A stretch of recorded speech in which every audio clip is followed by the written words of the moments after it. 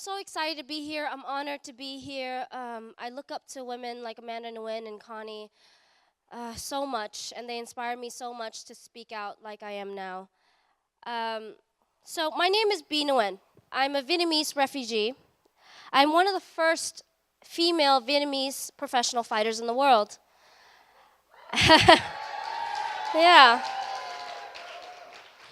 In 2016, I was ranked number 10 amateur fighter in the world. In 2017, I was the top prospect, five-time national champion, and I fought for the world title twice.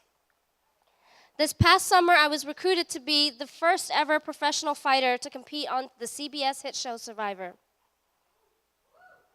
Thank you. But I was a fighter long before MMA, and a survivor before CBS. So let me tell you my story. Coming to America young was difficult for me. I couldn't find a place where I belonged. At home, I was a little too American, too emotional. At school, I was too foreign. My lunch always smelled because I ate kimchi with everything. They couldn't pronounce my name. They were frustrated. They teased me a lot. I was bullied in school. I really had no one to talk to.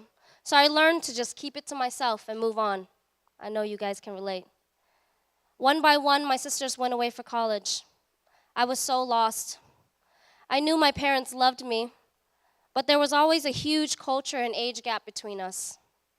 At the age of 15, I ran away from home. Being on my own, I learned many of life's toughest lessons by the age of 18. You see, I have many scars, but not all of them are from fighting in the ring. The scar on my neck is from when my ex-boyfriend held a knife to my neck with a pillowcase over my head, and he pressed it so hard it slit across my throat. This is where he used to beat me. He loved beating me at the top of my head, you see, because you can't see the bruises. Most people look at me, I'm a badass that fights for a living, and would never think I'd ever been a victim of domestic violence. But domestic violence does not discriminate. People of all ages, genders, class, and profession have been victims and still are victims of domestic abuse. You see, I met Gary when I was 16, alone and vulnerable. He was so charming. Everybody from the pharmacy cashier to the pastor at our church adored him. He has this half smirk that he does that makes me whole smile. He made me feel like I could conquer the world. I was deeply, deeply in love. And in just 3 months, we built the perfect little life together. We had an apartment, and of course, my trusty 96 Toyota Camry. You know what I'm talking about. The staple to every Asian household. Life was good, y'all. Life was good. But then the isolation started. He would tell me how I didn't need any friends or family because he was everything I need. And I believed him. And then the abuse started. I remember the first time Gary pushed me. It was just a little shove. He cried and apologized, telling me he only lost control because he loved me so much. So I forgive him. But then the pushing turned into punching and kicking. The punching and kicking turned into drowning and strangling. I feared for my life every single day, but somehow I wanted to help him, fix him somehow, you know? Isn't that crazy? Growing up, I watched women around me stay in abusive relationships. I thought it was because we are women. It is our job to stand by our men and give unconditional love even if it meant sacrificing ourselves. In 2011, Gary and I got into a terrible car wreck. He was placed in jail for a violation of his probation. The arresting officer questioned me about my bruises and scars. This was the first time I'd ever spoke to anyone about my situation. He looked at me and said this was one of the worst domestic abuse stories he's ever heard in his whole career. I was stunned. Because being isolated for so long, I didn't know that this wasn't love. I didn't know that I deserved better. I didn't know that this didn't have to be my reality. So with his criminal charges, along with my statement, he was sentenced to prison, and I never heard from him again.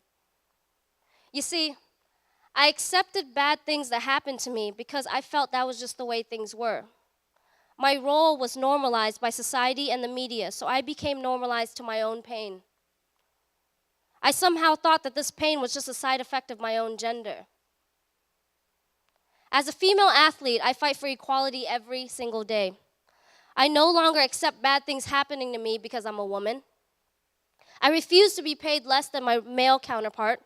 I refuse to let the media accredit my success to my looks instead of my skills. And just this summer, I fought in Buffalo, New York. They required us to get a vagina screening, done by their own doctor. A vagina screening, I say. Yeah, that was only required for the female fighters. I spoke to the other female fighters that fought there before. They casually said, yeah, it's okay. They just took me into a room, stripped me down so this male doctor could just glance real quick. I was enraged, as I'm sure you are hearing this. I went to Instagram. I wrote to the state. I yelled. I screamed. I called everyone. And they finally put an end to the humiliating screenings. Thank you. We have to stop normalizing our suffering.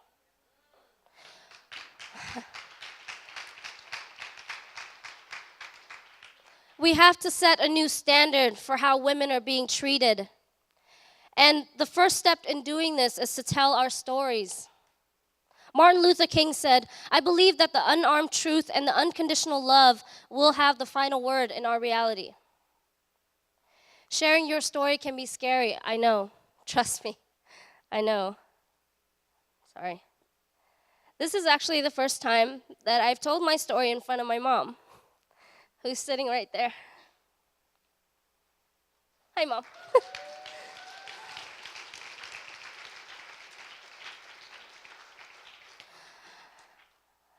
Mom, if I'm a fighter, it's because you are. If I'm a survivor, it's because you are. If I can help somebody through the testament of my scars, it's because of the strength you instilled in me. And my dream is to raise a little girl to be a strong, loving, confident woman living in a world where she's treated equally. I love you and I thank you, Mom.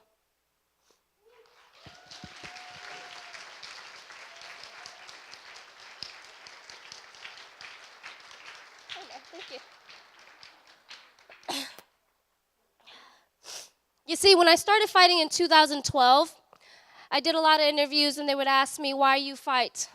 And I would tell them, I am fighting to get a championship belt, but not for the belt, for the platform to help other survivors and other young adults and other Asian women who have been hurt.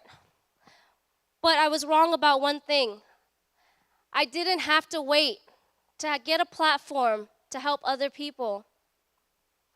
Thank you.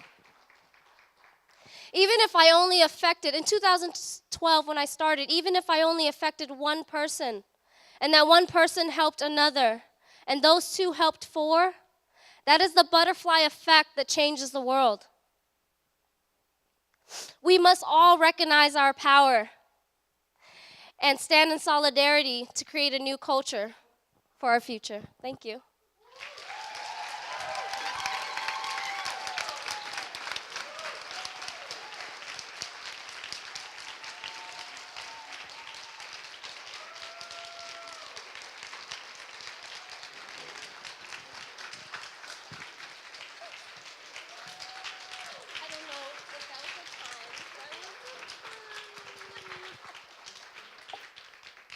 Thank you for inspiring me and thank you for having me. Can we thank her mother as well? This is her mom, guys. Everybody's having these stories, these mom stories. So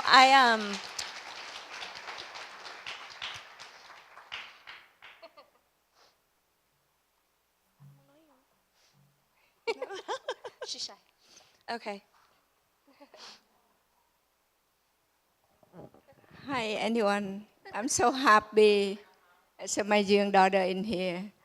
I'm so scared. She's very strong, but I'm so scared. I can't come in when she fight, only my husband. So, So I'm so happy she do. If she wants very strong, the first agent, I'm so happy because the first agent Vietnamese, she will won on in the test sheet. So I'm so happy. So and thank you very much for people to come into her. Thank you.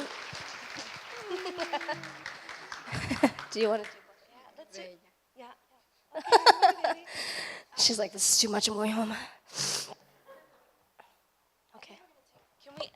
We're going to take 2 questions, and I just want to thank... Man. No, man. So I just want to thank her again. If we can get another round of just a lot of love for her to tell that story, the multiple stories, the candor, the leadership, the reminder that our platforms are where we stand. Thank you. Thank you so much, everybody.